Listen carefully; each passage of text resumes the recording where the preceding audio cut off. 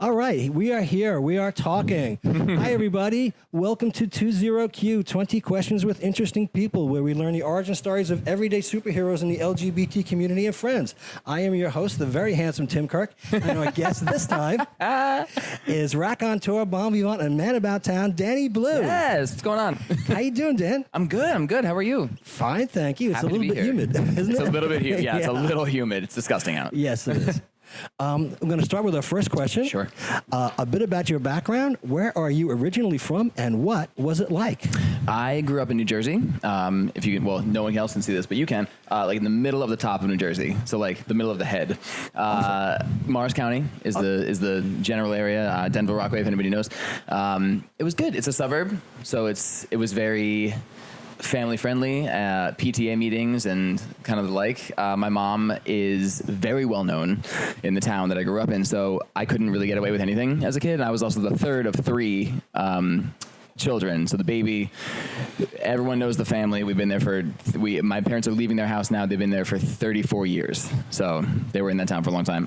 But it was good. It's a good place to grow up. It also overlooks New York. So you can, from like a few points in the town, you can see New York City. You can see the towers. You can see the smoke on September 11th, 2001. And I think it drove me to want to move to New York. Yeah. Okay, awesome. You know what? You say Denville? Mm-hmm. I know Denville.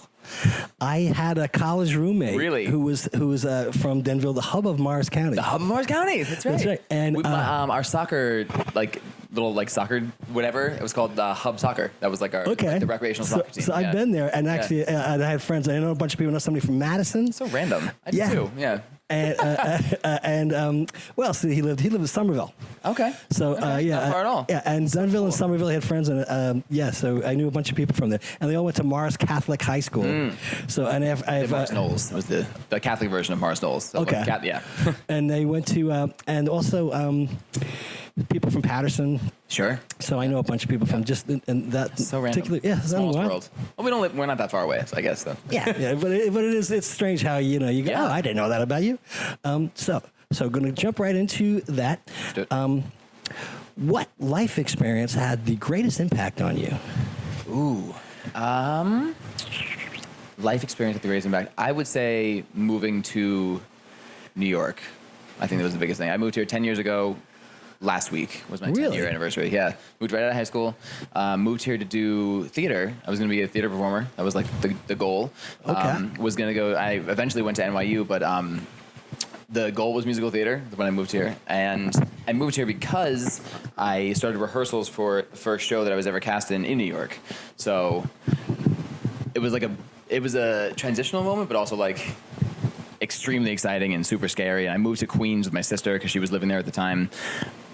But I think that move, that like physical relocation, was what spurred most of my, I don't know, like personality traits that I currently have. Like a lot of different things. It was forced me to do a lot of things on my own. Excuse me.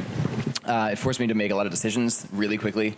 I think that was a really influential choice, to not go to Syracuse, where I was supposed to go to college and be an architect, and to move to New York instead and be an actor or whatever. Wow. Yeah. Where'd you live in Queens?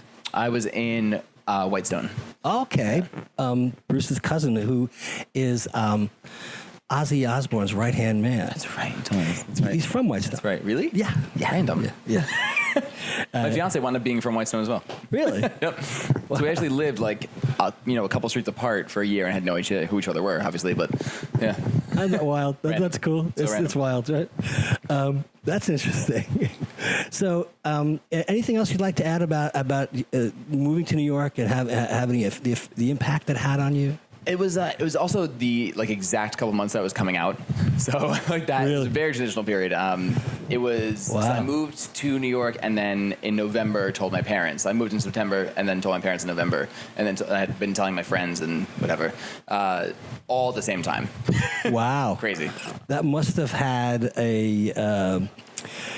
That would be life changing for me. Yeah. Especially, how old were you when this happened? 19. 19. Just wow. 19. Okay, I just turned 19. Yeah. Okay, wow, that's pretty wild.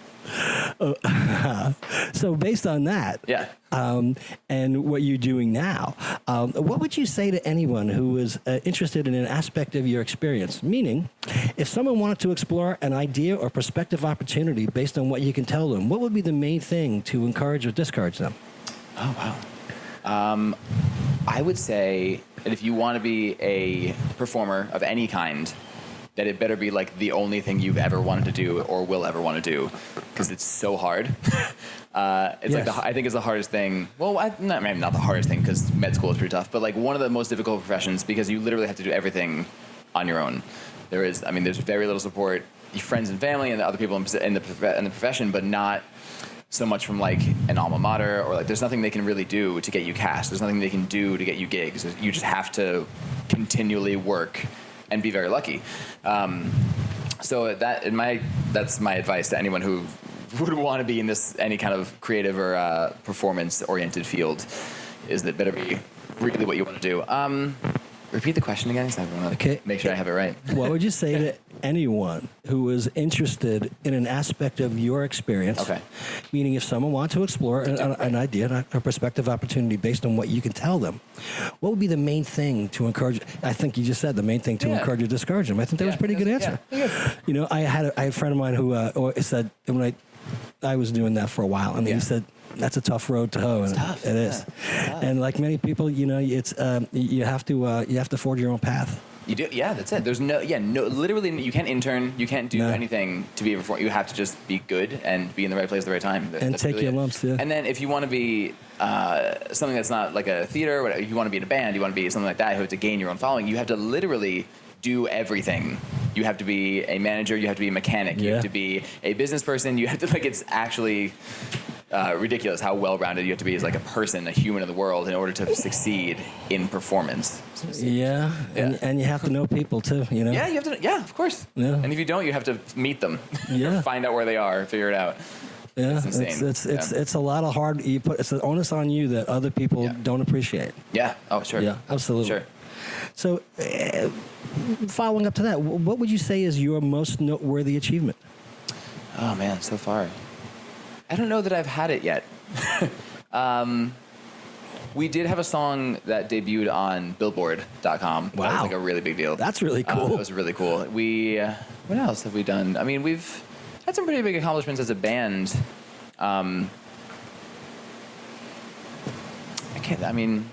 That's probably the biggest one that we've done so far. That was huge for us. You can plug it. Please tell us. What was it? Oh, it was a song called Chemicals. And the music video debuted on Billboard.com in 2017. Really? 2017. Yep. Awesome. Yeah. That is super cool. It was huge, yeah. And the tour we're about to go on is like, so, okay. So we did a tour in 2015 with a band called Combi Christ. That was a big industrial band, and at that point we were small. We'd really done not too much touring, and we were like we had to pay to play each show. Right? Really? It's called a buy-on. Okay. It's like a thing that exists and whatever. So that was a thing. We paid a certain amount of money, a small amount of money to play each show on that tour. Fine. We made a lot back in merch, whatever.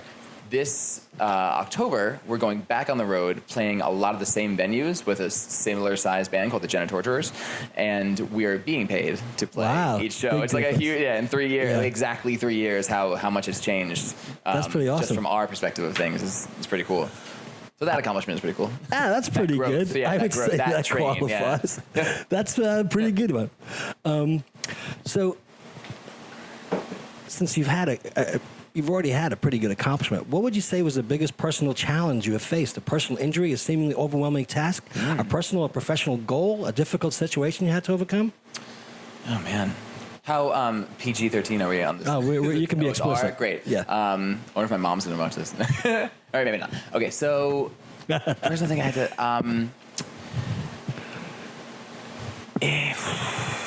something I had to get past... I mean, there are addictions that I've given up. So we'll go with that. I for a long time through high school and college, suffered with an eating disorder, and still kind of suffer with like, I don't think you actually ever get over it. You suffer with like body dysmorphia and the like. But I was bulimic for like 6 years, for like a really long time. Really? Yeah. And it started in high school and it kind of continued through college, and I was able to like go to therapy and get past it. But it's like I think it's the mindset is what I actually wound up getting over, because I haven't had this problem in a really long time, and I'm very healthy now and very fit and whatever. But for a really long time, I was so unhappy and uncomfortable just with who I was as a human that it was forcing me to take action. Sure. Right. So, sure. We're talking about the same period of time yes. as the move to New York and everything like that. And that's kind of when it all was happening, like a little bit before that and a little bit after that. So that whole period of time was turbulent, and my sister kind of put it perfectly. She actually went to NYU for psych, so I trust her opinion. But she was like, "Well, you couldn't control anything in your life, so this is what you could control. You could control what went into your body and what went out of your body." And that was where I decided to. So I was bulimic for like a really long time. I'd like throw up everything. Wow, crazy. Yeah, but I've gotten over it. And I would never assume. I mean, I would always think you're because you're so fit. Thank you. I've spoken to people who have dealt with the same things, and they say the same thing. Like you would never know. No, but it's such a weird thing. You don't really. That's eating disorder is not something you assume. You can kind of see when someone has a drug problem. You can tell by the behaviors. Sometimes you can't, depending on the drug they're on, how long and how bad it is. But there's like nothing really, unless you're like really anorexic and you're like incredibly skinny, or you're like really overweight. There's like no way to really tell that there's an eating issue happening, you know? Yeah, I had been in the periphery of somebody who had anorexic, and it not only that, scary, yeah. It was very vexing to everyone around her. Yeah, because they didn't know how to deal with this. Is in the 70s. How long ago that was, and how the impact was just so tragic, because she thought she was fat and she was skinny as a rail, and there was public shaming, and that didn't work. And I remember being around that and just saying, and it actually she's retreated even further, so that was really difficult. And also mental issue, like the disorder. One of my guests, previous guests, was Avery Cruz, who is transitioning. Okay, and he came out to his parents, and they kicked him out. He went to go live with his aunt. He was going down the really bad road. Signed up for the Army, spent 40 years in the service. 40 years? 4. 4 years. Oh my God. He was in Iraq though, and he had 2 friends of his killed. I have a cousin who was there. Yeah. He had to take a gun away from his roommate because his roommate was going to kill himself, and he went through so many different things. And then he told me all this time, and I knew him. I knew he was gay, but then he tells me now she. Right. More people reacted. Was, I guess. Yeah. Oh, yeah. It always was. And he said he always felt that it was. But he told me the funny thing is more people reacted strongly to him when he was still identified as male. Yeah. When he came out as vegan. Really? Yeah. Really? Yeah. People were like appalled. Just how do you do that? They were so curious. They couldn't understand, Funny. And because it is interesting. But that's a thing you can ask questions about. I feel like we're scared not to offend anybody, and rightfully so. It's a super personal thing. You're talking about your own or your organs and how you identify. It's super personal. So like veganism is like, let's talk about it. Transition is like a little, right. It's a little stronger. I can imagine. But I mean that was a big one. Wow. That was somebody else. One of my other guests is Charlie Fish. He's also known as Stella Novella. Ooh. He's a drag queen with a beard. I love a bearded drag queen. And he does a lot of blue and glitters, right? Yeah, he's right now. He's in Jordan. Stella Novella, you said? Stella Novella, yes. Oh yeah, Charlie. He works for HBO as a communications expert, and when he's not doing that, he's Stella by day. Yes, absolutely. Yeah, and Stella's, and he tells a story of like identifying and knowing you want to do drag. The second he saw Rocky Horror growing up in Miami on TV. I bet that story is across the board for a lot of people. Yeah. Yeah. I bet a lot of people have that same story. So it's Tim Curry, everyone's drag mother. Yeah. He's something else. He just took pictures though. He's in Petra, Jordan. So he's wearing a burnous, and he it's right outside of Indiana Jones, Amazing, and the yeah. Last Crusade, Yes. right? So that's where he does the picture. Brilliant. Yeah, it's great. That's what he's doing right now. So what would you say was the transformational moment in your life? A meaningful gift, a reason to belong to something, being a parent, good job, bad job? Transformational moment. What transformed you? So I forget the exact year that it was. It must have been 2014, 13 or 14.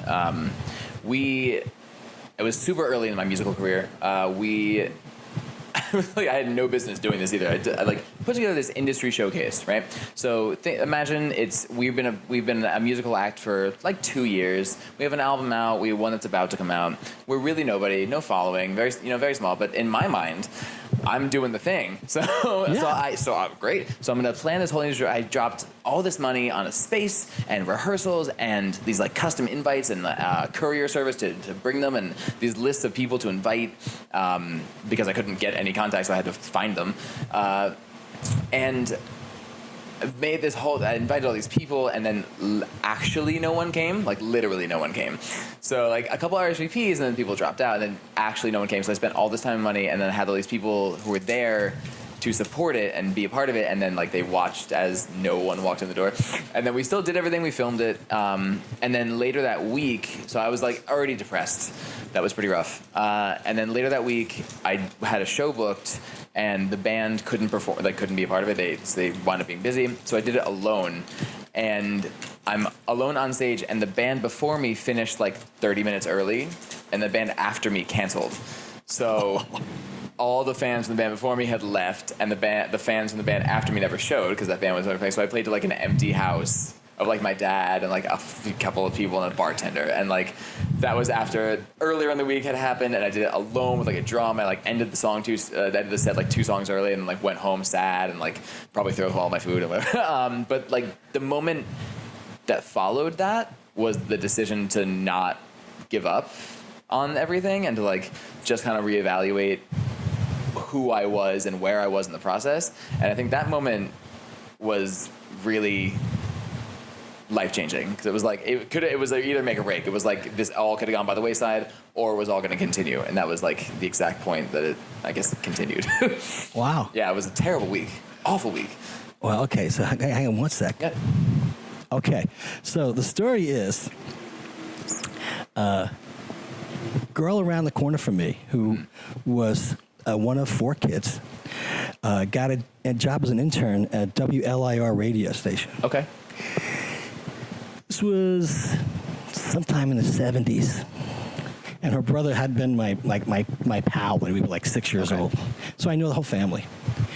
And she got tickets, people threw them at her to go see this band at my father's place in Long Island. Interesting. Did you ever hear of my father's place? Mm-mm. Legendary nightclub. Just reopened. It was literally a legendary nightclub. Okay. And she gets to, she brings her brother and her older sister. Okay. Right, so they show up, and they're the only people in the audience for this band.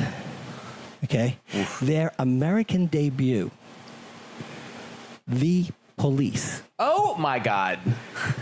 Right? Are you serious? And that's insane. The older sister wound up marrying Miles Copeland. Oh, my God. And Every Breath You Take was filmed in their house. In Long Island. How about that? They long since divorced, but... That's crazy. And that's a great story. The Police had no one in their audience. That's amazing. 3 people, and they got in for free. They were probably never booked to that place again. Well, maybe later. But like, they couldn't possibly afford them after, you know? That's so funny. Yeah. How about that? Oh, man, and everyone's been there. Everyone has that story. I feel like if you haven't played to nobody, then you can't play to big audiences. You have to learn to suck first. You have to know. Yeah. And this is the Police, you know? That's exactly. The police. The police, yes. So I thought that was pretty wild. Jesus. So, okay, your question. Mm-hmm. What is your Zen?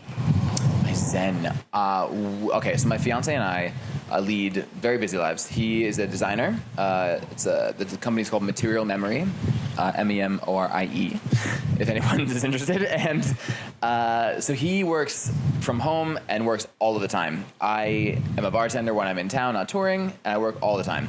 And we both work together on the band stuff. I help him with his business, so we constantly are working. The only time that we don't work is like late at night. So I get off work at, we'll say 2 a.m. sometimes. I get home by 3. That's when we eat dinner.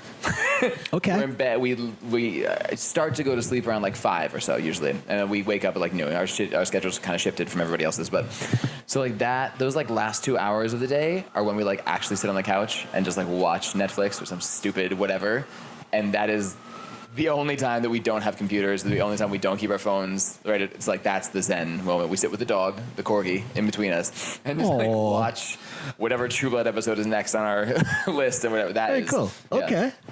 Okay. So what drives you? What gets you up in the morning? Oh, man, working. I love working. I feel like Joan... oh my God, blanking. Comedian. Joan Rivers. Jesus. Okay. Because I only could think of Crawford. Joan Rivers said there's the documentary about it. Oh, her. yeah. A piece of work, yeah. Yeah. It's great, wasn't it? Awesome? The hell out of her. Yeah. But she was flipping through her book. Her book, and she said that's what terrifies her. Hey, empty pages. Yes. I remember that. So that is what I live for. Yeah. I love awesome. a full day. I love to have to get in makeup at 7 a.m, like that kind of deal. Yep. Awesome. I've had other people tell me stuff like coffee. Sure. Okay, sure. What gets you up? Coffee. Yeah, okay. Caffeine. That's not the motivator. Well, it is your motivator. Okay. Some people, yeah. So if you want to say, I think I'm pinning this stuff a little bit. I'm going to, I don't want the, So I'll go down a little bit because we were laughing a little bit. Yes. Okay. So that's your zen. And then we have this right now because this is living in Manhattan. You have.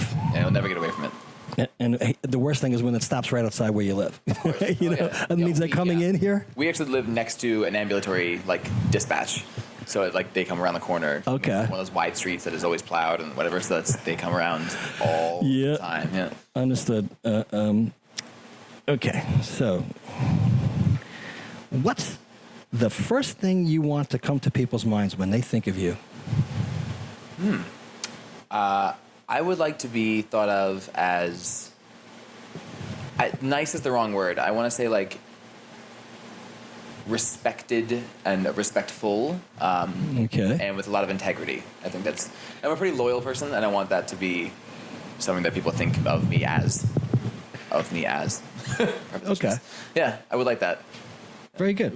Rather than musician or makeup or whatever, I think it's more important to be thought of as a good human first, and then whatever you do after that. Yeah. All right. I get very similar answers. Really? Yes. Cool. That's good. I think that's a good thing. Yes. Or everyone's lying. So I'm going to ask you this question because this is the last of my 10. Okay. The threshold. I think everyone's crossed the threshold, and there's no going back. Sure. So how did you know when you arrived there? How did it feel to cross it? What was the significance to you? What did you leave behind? What are you glad you left, and what did you regret leaving behind? Wow.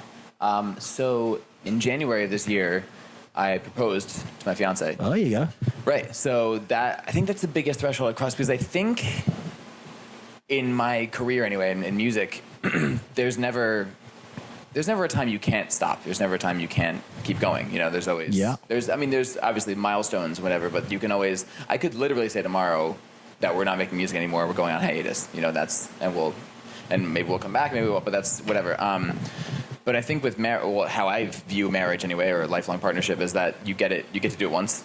Hopefully, you get to do it once, and that's the plan. So we were both. Kind of down about our careers. We were both in weird places about what was happening. We were wanting things to be better. We were wanting things to be in a better place before we did this or that or whatever.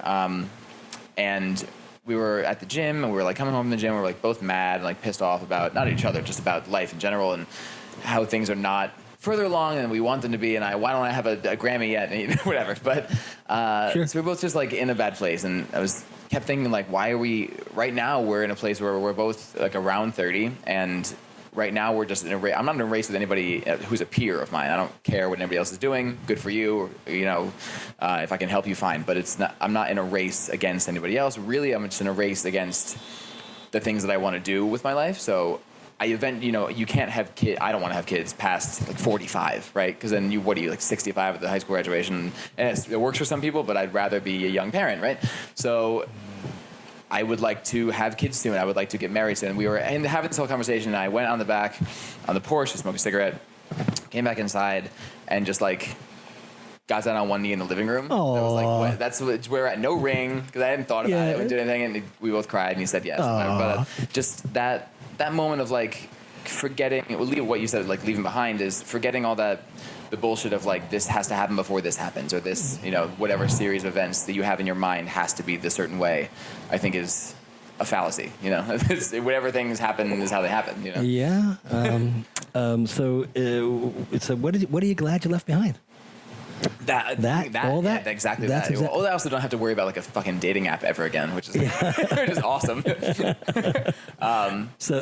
Okay. And anything you regret leaving behind? No. I don't think so. Very good. A really positive choice in my life. Yeah. We'll be 28 years in January. Wow. 28 years. Yeah. I only hope. Compromise is the key to everything. Yes. You have to just care about the other. Yeah. Well, if you don't fight, you don't care. If you don't care, you have to part. Fight. You have to know how to fight. And you dig each other all the time. But I mean, if you don't, it means you don't care. And if you don't care, you get cold. You walk away from each other. Exactly right. It has. Yeah. So I mean, that means you care. You love each other. It means anger sometimes. Like, you also, friction, maybe. Yeah. And also, you get you give each other leeway to be yourselves. Sure. So all of a sudden, you want things the way you want them. Yeah. And then then you get you have to know how to fight. Sure. You have to be able to fight. That's like my biggest relationship advice. Never anybody asked me anything like that, because we've been together for like almost 5 years. So young couples will always ask. That's like always my advice. That like learn how to fight, figure it out, have some fights, and you can't use the ultimatum of like breaking up. That's not the no backsies. No, that's not the way it works. Yeah. And the funny thing is when we go out. Usually people like zero in on us because we come across so much more stable and also a little bit more comfortable and confident. Yes, it's true. It's because when you're with each other, finish other sentences and like you can tell you've been together for a long time. Yeah. And people like they just want to deal with somebody who's not going to try a pickup line on them, who's not going to say something stupid, people, single people, gay people especially, as they get older, they tend to become a little bit more eccentric. It's true. So they say things or they do things that it just might not be like considered as stable, even though they may be stable. It's just that you're just so used to doing things your own way. Right. So when you go out in public or you go out and see people, you come across as a little bit differently. I also think that not that it's going to go away completely, because I think older people have that all the time. I think when you think about when we've done things a certain way for a long time, that's what it is. But I think another part of it is when specifically gay people are not allowed to, used to be not allowed to have like a childhood, right? Because you didn't get to be a 17-year-old gay person. No. You had to be a 25-year-old gay person or a 30-year-old gay person, a 50-year-old gay person, whenever you decided to come out. So you didn't have the chance to be a young gay person. So I think those things come out later sometimes. Yeah. Oh, yeah, Those little things that you didn't get to do. But now we have kids that are like 7, 8 years old, and more power to you. But you get to, they get to be gay kids. That's awesome. You get to be yourself from jump. One of our friends, she's telling me her daughter is 10, and she came out as bi. And they're really great people, and they support her. They totally support her. Yeah, it is. 10 years old. It's not a sexual thing; it's a love thing. It has nothing to do with that. She just understands it, right? Yeah. Well, she understands something, And it's interesting to me to see a kid, and you getting the love and support from your parents. So it's unconditional. So they can, she's having she's got it really good. Yeah, and she's going to be such a better person for it. Like you didn't have to hide anything for 20 years like everybody else did, until you left house. Yeah. And it's you don't have that torment, Second thinking something was wrong. Yeah, she always think something was wrong. She ordered a rainbow flag, and Dad's like, "Who did this?" And she said, "I did," because I'm. And they're like, "That's fine." They had to tell her like, "No, we're on your side." And it was actually a terrific story. Well, they're there for her, So I want to ask you this question too, and it's kind of silly. What's your favorite weather? Favorite weather? I like overcast. because like it is right now, raining or sprinkling, but overcast. Because I feel like everything about me melts in the heat. So, so like the fall, like early October. Yeah, I'm an Irish dying. sweater. I know it's I hate terrible. it. Like early October when it's like cloudy, but like kind of cool sweater weather. That's I'm also born in October, so that's kind of I don't think that's what it is. But I hate being hot. I'm always hot. I sweat all the time. It's like I'm a maniac. I say this all the time. I'm an Irish sweater. Yeah. I'm a walking barometer. Is that what it is? I'm Irish too. Is that a thing? It's like Irish. Yeah. Oh, sweat? sure. Okay. Oh, yeah. Okay, sure. Yeah. That's yeah. what it is. Walking barometer. Yes. You see my cousins. I'm like a heat rock for a lizard. I'm always hot. Are you kidding me? There's always a thin layer of water between me and my underwear. And everything else. And my waistband is always soaking wet. Yeah. It's terrible. Middle of my back. Oh, like, always, yep, sure. Constantly. It's disgusting. Believe me, my cousin's the same way. We look at each other and just like beads of sweat. And, I have a nephew who's 30, and we're just constantly drenched. Yeah. And drinking water constantly. And this is a weird thing about probably my personal body, but when I drink, if I'm already hot and I drink cold water, I sweat like way more. Yeah, your body's immediately compensating. It's cooling down. Okay, so this happens to other people too. Yes. No one ever like agrees with me. They're always like, "What do you mean that cools me down?" I had a doctor tell me it means your body's very efficient at cooling. Okay. All right. That's what it means. I had a trainer tell me that meant I was hydrated. I don't think that's true. Yeah, because I'm always dehydrated. Yeah. I have to drink like a liter, 2 liters of water all day, all the time. Yes, absolutely. So that's one of those things where you can't explain it. I actually hate other people because they don't know what it's like to go around with like having your hair like matted down to your forehead all the time, or you have to peel off stuff, and it's just, I can't stand it. You feel gross all the time. I wake up, I have like sweat at night, like it's terrible.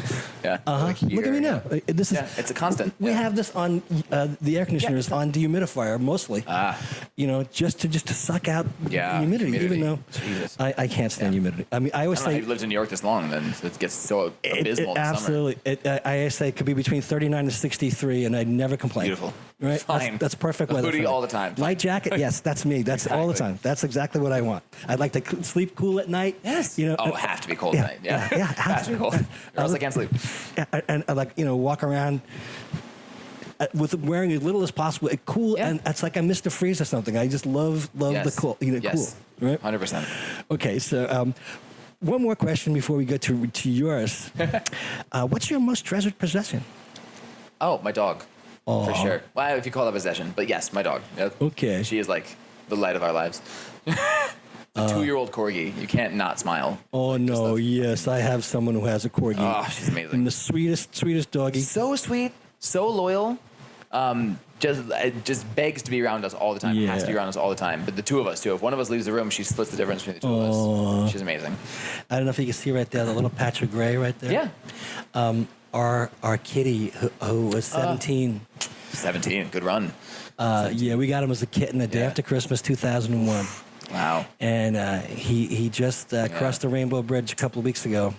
And we've gotten rid of everything, which is because it's heartbreaking. 17 years is a long time. That little patch is where he used to lie all the time. And I didn't want to vacuum it, just wanted to remind ourselves of him. That's awesome. It's really cute. He's my best pal in the whole wide world. Of course. Yeah, so of course. I'm so sorry. That's terrible. I can't imagine. You're gonna know. You're giving your puppy a good life. Absolutely. And she gets the best life. Yes. That gets cat, whatever she wants. Yes, you spoil her and you have fun. You have so much love. That cat ate from the best restaurants in New York. I'm sure. Yeah. Ate better than most people in the city. So absolutely. We were at the vet. She was sick. She's been sick one time in these 2 years we've had her, and she was.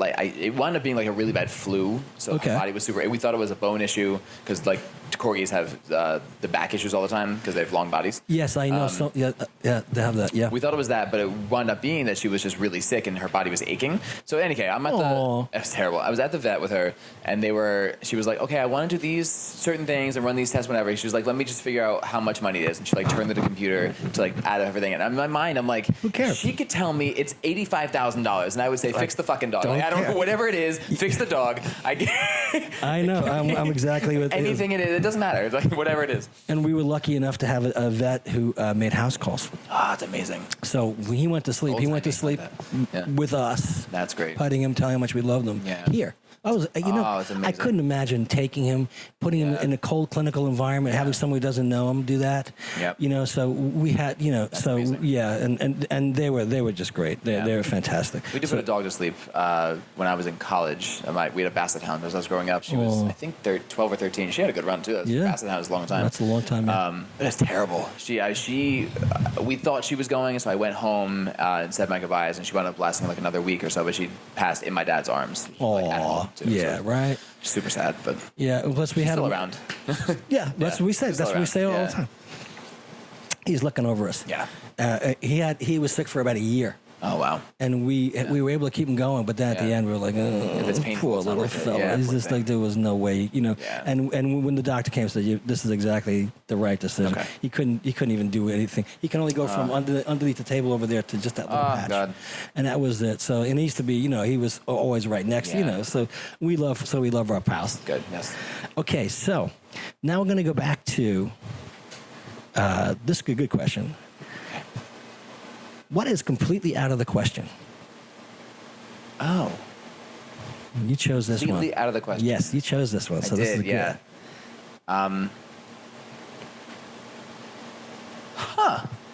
What's completely heroin? I don't know. Completely out of the question. I chose these questions and I completely forgot what I chose. That's all right. It's good that you're surprised. Yeah, I think heroin's a really good answer. No, I think I would imagine. Any kind of like filmed sexual activity I would never do for whatever reason, which is like odd because I feel like that's kind of in my mind. To me, that would be something I feel like people would think I would do, but I wouldn't do it. I won't be photographed nude. Okay, like permanent record, yeah. Yeah, like visibly nude. Yeah, I wouldn't do that.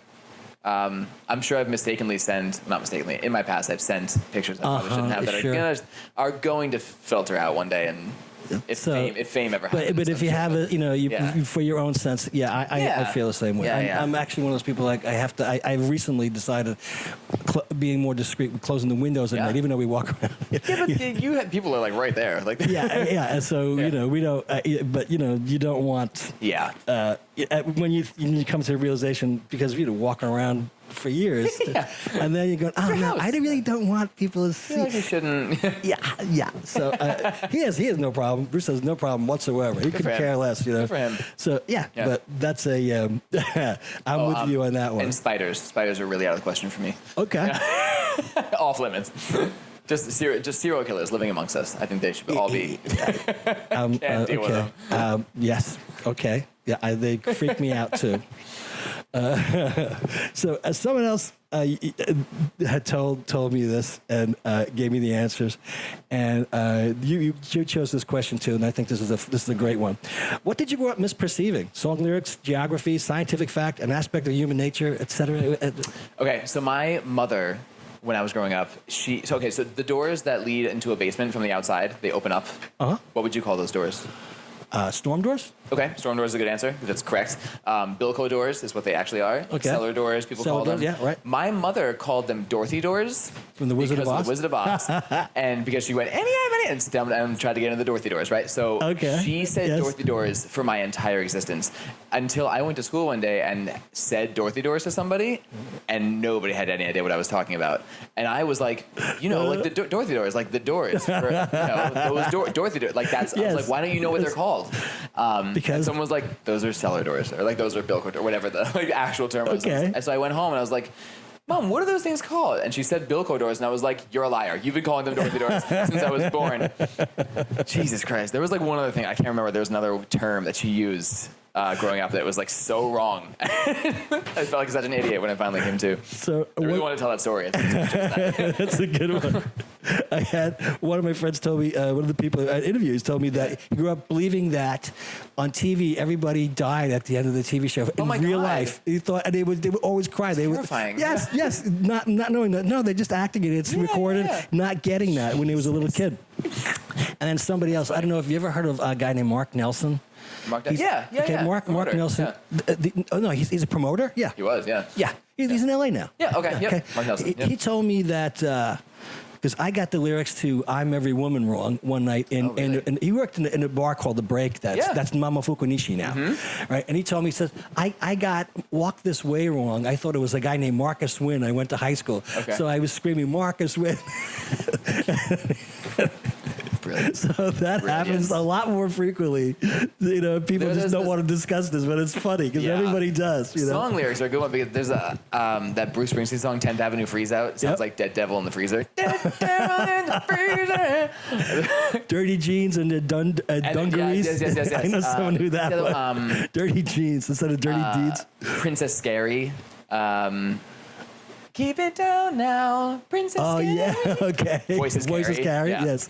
Amy Man Until Tuesday, is that it? Yes? Yes. Yeah. Okay, Princess Scary. That's a good one. All right, so that's pretty cool, especially from someone who's, you're a singer and a performer, and you're so seasoned. You know, these things happen, right? These things happen. Yes. I forget my own lyrics all the time. I'm really bad with lyrics. So bad with lyrics. I remember seeing the Grateful Dead at the Garden one night. Oh my God, they have like 50 million songs. How could you ever? Bob Weir forgot one of the lines, and the audience just gave him hell, and he just collapsed laughing because they all did lines. They gave him, and he was cracking up. So he had to go another verse before he could collect himself. I remember being there, and so even Bob Weir, I like watching concert documentaries a lot, and what always stands out to me is when people have the scrolling lyric things. Teleprompter. Like people go like Korn. I think Korn has it. I saw their documentary. Ozzy Osbourne always has one. I think Pink. I think I watched the Pink documentary. I think she had it too in the front. Why not? You have so many. How many albums of songs could you possibly have in your head all the time and not get them confused? There's no way. Absolutely. Verses can be a flip here and there. Like that's I want that one day. And the only person I think you probably can't possibly forget his own songs is Paul McCartney. Sure. Because everybody knows every line to every word, song, right? Yeah. Even if you forgot, he just stepped away from the mic a little bit and go. Everyone else is singing for him. But I mean, I think that's what a lot of sometimes if they do, they'll just you got it. Your turn. Yeah, hold the mic up. Yeah. So okay. So, is there anything you cannot live without? Air conditioning. Okay. Very good. Yes, I agree. We've been there. Yeah. It sounds so stupid. It sounds like a creature comfort, but it's such a real thing. Like I make no qualms about it. I pay my Con Ed bill and I pay the extra $100 every month in the summer so that it can be run, and I feel not bad about it. I would also say the other answer for that question is the gym, because going back to what we went through before, I can't not work out for a long period of time. I get really uncomfortable and antsy, and then my body changes and I. All right, so those two things. So oddly enough, sweating and air conditioning. Okay. Weirdly enough. Yes, and I'm there with you on both of those. Yeah. So perfect follow-up. Do you have a checklist you routinely follow? Oh yeah, absolutely. If so, in what context? Business meeting, prep, chores, appearance, etc. Gym. Yes. All the above. I'm super OCD, really, really OCD. So everything is labeled in the house. Before a show, there's checklists for everything. But I have my book is somewhere, but it's a handwritten book that's a to-do list that I rip pages out of and reorganize all the time. There's a step-by-step process for everything. Our bathroom is organized by where things are for what thing. And really upsetting. But I have never lost a wallet. There are things that people have to deal with all the time, they forget an ID or they lose a credit card here and there. I very rarely have those kind of stupid forgetful issues, because I always know where everything is. There's everything that goes in my right pocket always goes in my right pocket.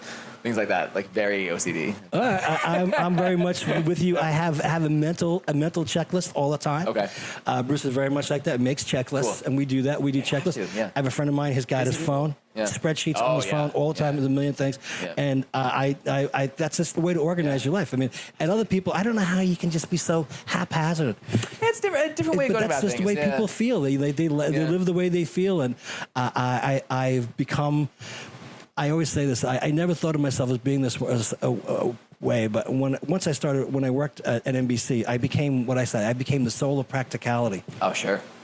I had to have track every single thing that I did. Yeah. So once you get used to doing that, you can't see you see the complete value in doing that, and you can't imagine not living like you have everything. I know exactly where to go. if I have to find some sort of information, what email it was in, where it was from, and what folder I put it right. in. Isn't that the best way to do things? Folder. Like, so, yeah. And people would walk up to me and they'd had it, and I just, there you go. Yeah, that's awesome. The way to do it. Yep. I love it, actually. So, okay. Makes people nervous, though, a lot of times. But I also think that people who have got really like high-level abstract jobs, and they just like their mind wanders all over the place. They're like, "Wow, this is how you go about everything, isn't it?" Everything. Because when they come to me, you'd go, "Wow, so this is how you go grocery shopping or take care of your kids or stuff like that." How do you not know? At least even in your mind, when you go to the grocery store, like what you need. Yeah, like that's how people do not that. I don't know. How do people do not that? Whatever. And then you go impulse buy. I guess I wish I could be that person to like let people. Sometimes I just can't let go of that control. Type A kind of deal, I understand. Yeah, absolutely. So let me see. We got all the other questions from the first connections, and now I'm going to ask you, what is your baseline criteria for satisfaction? Baseline criteria. I mean, I like to be busy. That's baseline. Although I also like to. I mean, when I get a break, that's also nice. So maybe that's not baseline. Baseline. Financial security is like a big one for me. Okay. I feel like I have to know at least what I'm working towards. Maybe if I don't have like all the funds or whatever means I need at the moment, at least I know that they're like coming, or I'm working towards a goal, or X, Y is happening. It comes back to organization. So financial security is important to me because when I feel that things are not secure or stable is when I get like anxious and things start to kind of I start to like back out of things and do it. But that's like baseline. Health. I'm a pretty healthy person. Diet. So like those like normal everyday things like health, finances, diet, my family. Wow. Easy. Yeah, as far as like baseline of everything, I would love an air conditioning. And air conditioning. Air conditioning. That's a pretty well-rounded answer. Yeah. And your puppy. And yes, puppy. I think all these answers are really all coinciding. Yeah. So, that's a good question. And I've had people tell me this, and it's really funny. Okay. But this is usually a good answer. You chose this one. I'll see. Ever fake anything and either get away with it or just get caught, called out, and utterly destroyed? Details, fake thing. I lie all the time, like white lies, like all the time, like to get out of things. And usually it's to do things. I commit to something, and then like little things, never like major things, but like going to meet somebody for dinner, and I just like don't want to. Like I've been caught. Okay. At home or like on like an Instagram story before. I can't be specific, but like I do like little white lies all the time. This is like I hope all my friends listen.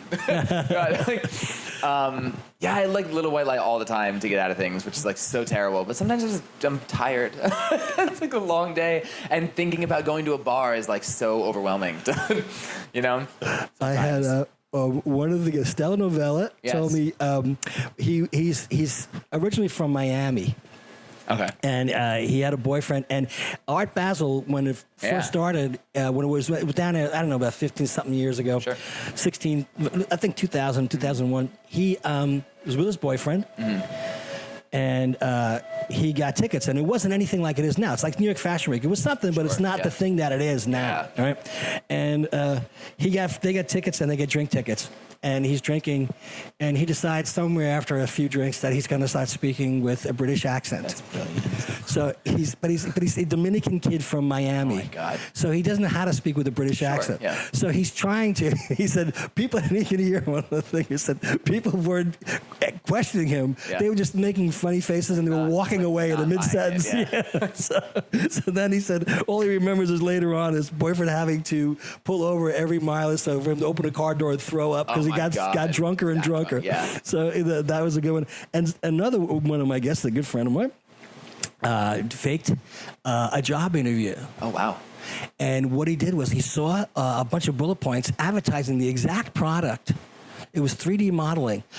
On the way, is either outside or was on the way to the interview. Okay. He memorized them, and he questioned them on these points, and they were like, "Wow, this guy's smart. He knows his stuff." And he stayed one step ahead of them until he got a handle on the job, and he stayed there for 6 years.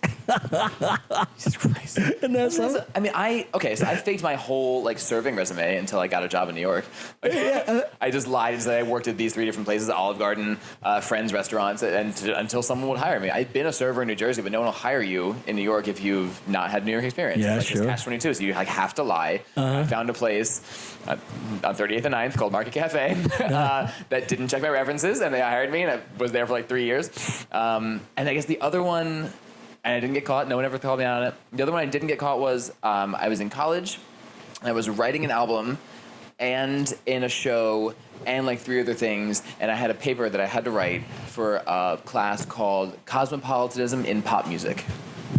Okay. Stupid class. That was a class. It was a class. Cosmopolitanism? I think it was an elective. Okay. I had to take whatever class in whatever department, and that was one of them, and it sounded cool. The professor was Jason King was a professor. He was really cool. But the class was stupid, and I had to write a paper. It was like the final paper, and it was on, I think I wrote it on Britney Spears. I don't remember. Okay. Whatever. I don't remember what it was, but I didn't write it. That's probably why I don't remember, because I gave a friend of mine $100, probably because he needed drug money, and he wrote this paper, and I got a B+ on it, and I was never more happy that I did not spend 6 hours writing that paper. And you got away with it. Okay. Yeah, sure did. That's funny. I've never had anyone do anything like that before. That was the first time, and not the last time, because it worked. I worked in the restaurant business for a very long time. Sure. And I feel like most people in New York have been in and around the restaurant business at some point. It's so funny to me is I was a chef as well as I was a bartender and a waiter, and I worked at a bunch of different places. Mm-hmm. But funny thing is, I go to different job interviews and you talk to people and you realize that they knew how to cook.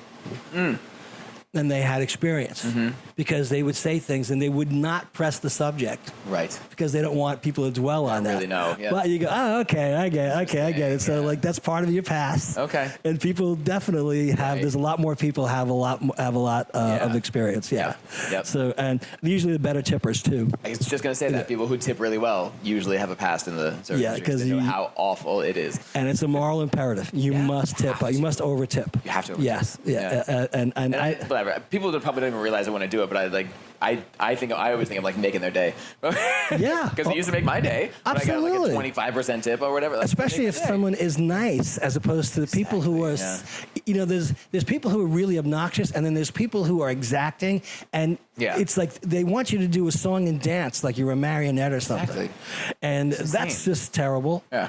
I also think that in the 90s and early 2000s, there was like a shift in customer service. Maybe the late 80s, early 90s. I would say that definitely in the 90s it changed so much, especially standards became so much more defined. Yeah. And like people started to feel like very entitled towards certain things, when what you were entitled to when you walk into any establishment is what that establishment offers, and nothing more than that. That is what you're entitled to. I used to say this. They have this thing called a menu. This is what they do. Yeah. They're not doing whatever you want. If you're a nice person and you want a little bit of special treatment and you're going to tip for it and pay for it, absolutely.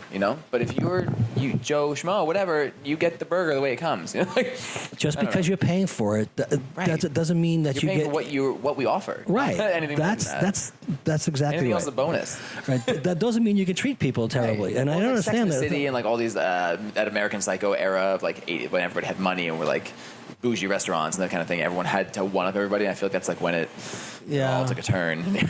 I remember when the kitchens too, because most restaurants were awful.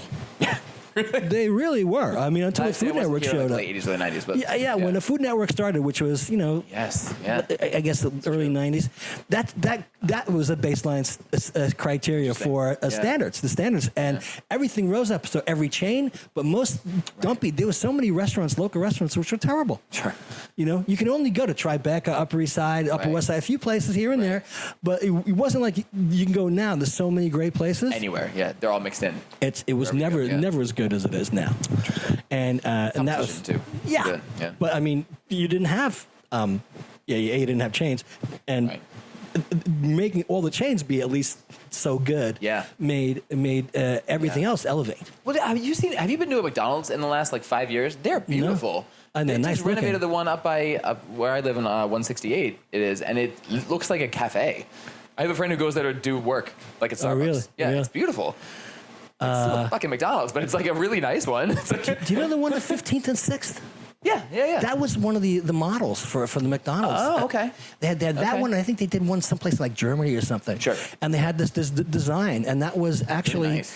that was one of the models for changing all the McDonald's. Interesting, yeah. Yeah. And every chain has like really followed suit since McDonald's. I mean, McDonald's is obviously major, but every single like fast food, because we tour a lot, so we see fast food all the time. Right. Yeah. And outside of the East Coast, it all is really, really nice. They're standalone, and they're beautiful, and like they don't feel like fast food. It's like walking into an actual restaurant. Some people serve you.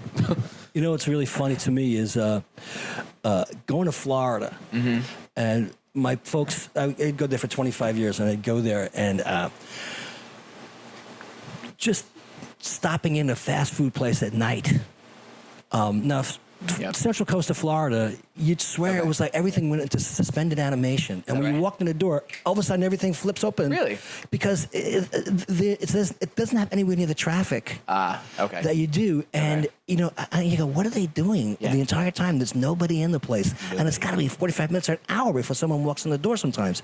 And you walk in, and all of a sudden, it's as if they just reanimated instantaneously. Yeah. Amazing. And you're like, wow, this is a little freaky. Amazing. Yeah. Yes, it is. It's actually a weird thing. We do a lot of, so when we get out of a show every night on tour, there's 3 options across the country. It's IHOP, Denny's, or Waffle House. The only things that are open usually 24 hours in the area, because we're always like in at least a city or a town. So in the vicinity, there's always a Denny's, an IHOP, or a Waffle House. And what you'll learn if you go to Denny's late night is that every single Denny's across the country will put 1 waitress and 1 chef on overnight.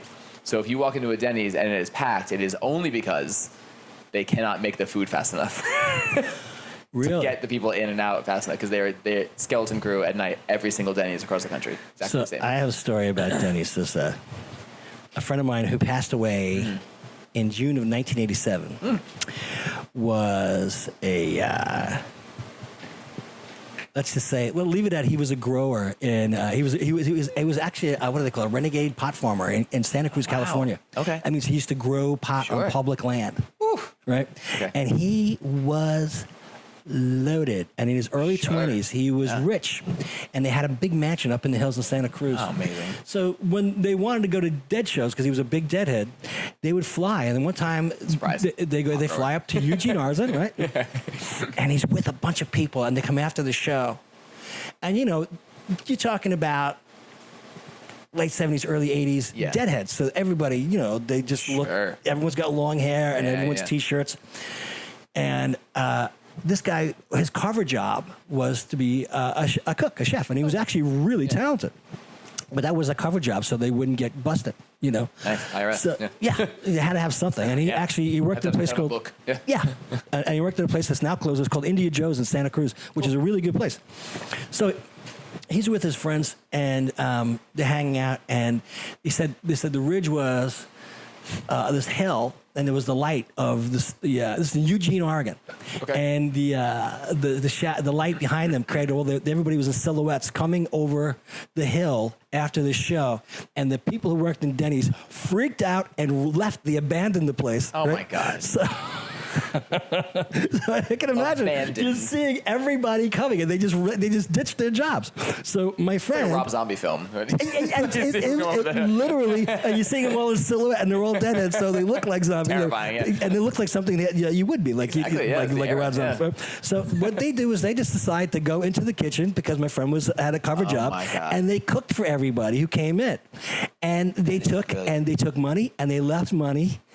They left all the money that everything cost. Yes. This is the tips. And that's awesome. And they walked out the door. And so meanwhile, Denny's, and they cleaned up after themselves and everything. They did everything right. They did everything you're supposed to do.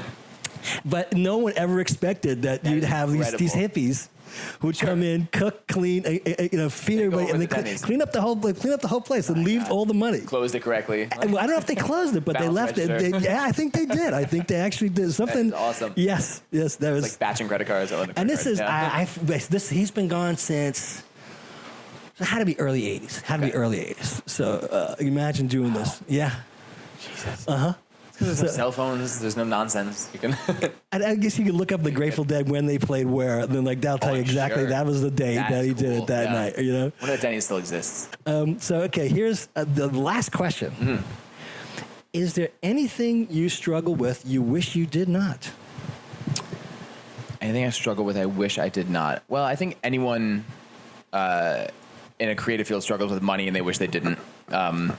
Because you have to put in so much capital in order to get back whatever and you don't really make it back for a long time. So I wish I didn't have to struggle with money, but that's whatever. I think everybody does. I wish I didn't have to struggle with my appearance as much as I do.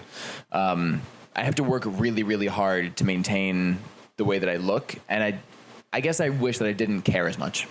That's really what it is. Because I care. I'm kind of shallow. I care what people, how I come off to other people.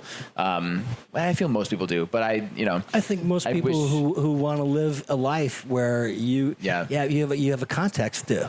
Yeah. I'm in front of a camera. I have to look at myself a lot. Yeah, sure, absolutely. You have very self-conscious, and you have to maintain consistency. Yes. Yeah. So I also grew up like an overweight kid, and was able to like eventually deal with that, and had, obviously we talked about eating issues and whatever. But I wish that was like a less of a thing on the forefront of my mind all the time, like the way that I appear. Because I think I'd enjoy food more. I'd enjoy X, Y, and Z more. I wouldn't spend as much time at the gym, whatever. But I guess I wish that wasn't as much of a concern.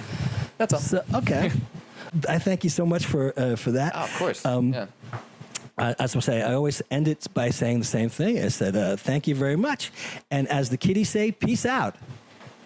Bye. Thanks, Dan. Of course. That was fun.